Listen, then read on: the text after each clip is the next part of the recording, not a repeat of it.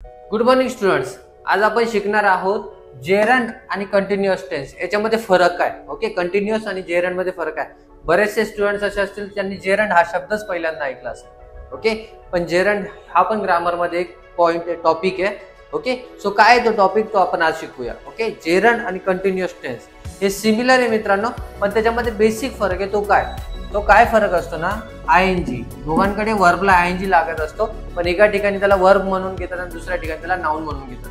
तो काय फरक आहे ते बघू. ओके, प्रेझेंट कंटिन्युअस टेन्स हा present continuous tense, past continuous tense, future continuous tense. Continuous tense कधी यूज केला जातो ना, ज्यावेळेस ती ऍक्शन गोइंग ऑन असेल, ज्यावेळेस ती ऍक्शन चालू असेल. सपोज आता मी टीचिंग करतो, ही काय ऍक्शन चालू आहे ना, so I am teaching to you. I am teaching, मी शिकवत आहे, ती ऍक्शन चालू आहे. तुम्ही काय करताय, तुम्ही मोबाईल खेळताय, you are playing mobile.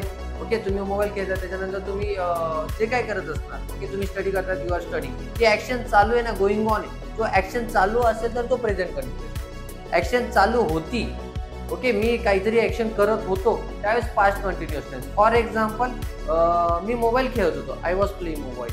Okay, ती स्वयंपाक करत होती, शी वॉज कुकिंग. ती जात होती, शी वॉज गोइंग. ती येत होती, शी was coming.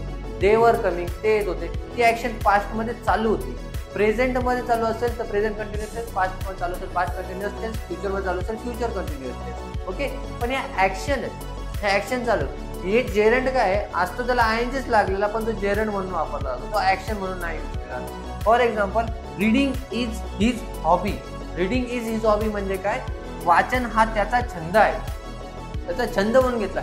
Read is his hobby असं घेतलं असतं का, नाही. रीड इज हिज हॉबी का नाही लागत ना, कारण रीड इज हिज, त्याचं रीड आहे असं होऊन जातं. तर त्याचं रीड काय, त्याचं वाचन रीड, वाचन करणे हे त्याला आवडतं, ती ऍक्शन करायला त्याला आवडतं. Second is his teaching is good.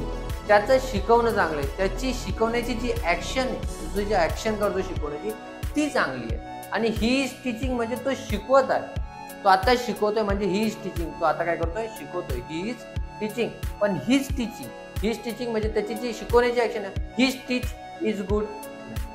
His teach is good नाही, असं नाही बोलणार. का, कारण टीचिंग ही त्याची जी ऍक्शन करतो ती ऍक्शन चांगली.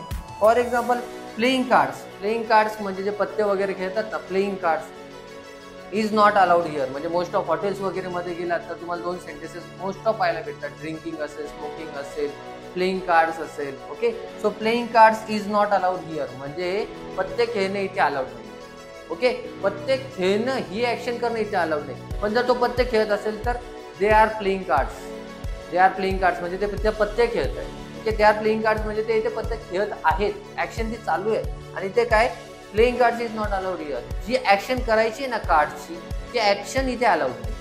तुम्ही जी ऍक्शन करणार ती ऍक्शन इथे अलाउड नाहीये.